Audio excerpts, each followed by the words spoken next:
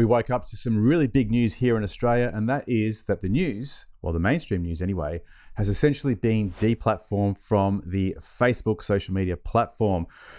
Wow, that's really completely unexpected. We have heard about the news media bargaining code that's been in Parliament. It's been drawn up as a bill, and it's looking like passing and being put through as legislation in the coming months. And there's been a lot of backwards and forwards negotiations between the Australian government and the social media platforms. Google have essentially caved to some extent and provided some monetary compensation. They've entered into some contracts with some of the news networks already, and they're agreeing to pay for some of the news content when they show it up in the Google News application. Now, Facebook, rather than negotiating, have just completely pulled the plug on the mainstream media news platforms by completely taking their content off the Facebook page. That includes the banner image and all of their previous content and videos. So if you go over to Channel 7, Channel 9, 10 or Sky News on Facebook right now, which I've just done, you'll see they're completely empty. Now, I don't know if this is going to be a permanent ban or whether it's just a temporary statement to suggest that they are not willing to negotiate with the government here. They're not going to be paying the news for their content on the platform. So that really does open up a question to the wider audience here. And that is, how essential are the news, and should they be paid? Should they be given special privilege over other content that is being shared on these social media platforms? So everyone's going to have their own particular bias here. It depends on where you're coming from and how you view social media in general. Now, the way I see it, social media operates on an algorithm that will promote the best content to the top. And whether you're Facebook or YouTube, it depends on the amount of viewers, whether you're going to be able to monetize your content. So both platforms have a creative partner program for the top tier creators that can generate enough views and video content that will go viral in order to be monetized to the extent that it kind of becomes worthwhile as a commercial enterprise on their platforms. Now, having said that, the compensation provided for these creators is minuscule, certainly compared to the kind of funds that you could generate as a mainstream media network when you place large ads on your content over free-to-air content, for example.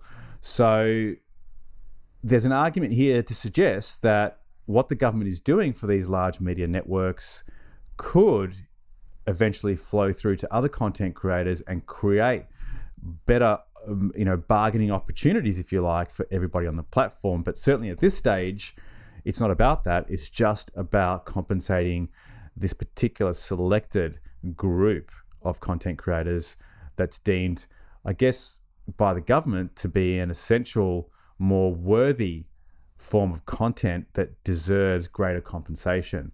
So this is where the social media platforms are pushing back, suggesting that they already have payment systems in place for content creators, and why should the news be given special treatment? So I'm not really sure where I stand on this, other to say that I'm a content creator and I'm playing by the rules of the network. And sure, I would like to see my content create more momentum and be rewarded more financially, but I understand the way the system works, and that's about me creating content that's more viral and is going to have a chance of being seen by more viewers before I get the opportunity to earn a certain amount of dollars. So I'm not sure whether these news networks should have any special treatment in that regard. But then on the other hand, I certainly feel that all content creators should be compensated more fairly. And if this legislation was to then open up an avenue for all content creators to be paid fairly and paid more for their work, I'd be interested in that. But that's not what this is about. So it really does depend where you're coming from, whether you see this as a battle between our governments and private enterprise, whether you see it as legacy media not coping and not really finding a way to excel in this current climate of social media and creating viral content, whether the viewers themselves on the platform really want to see that. I mean, we've got to ask that question. Most people go to Facebook to interact with their family and friends, to share memes and comical content. They're not really going to Facebook for serious content. Sure, there's been some groups being created and there are, I guess, threads of discussion that can get quite political. Maybe there's some people that interact on the platform that go there for serious news, but I would highly doubt that. So I'm not sure how important it is to have the news within our social media.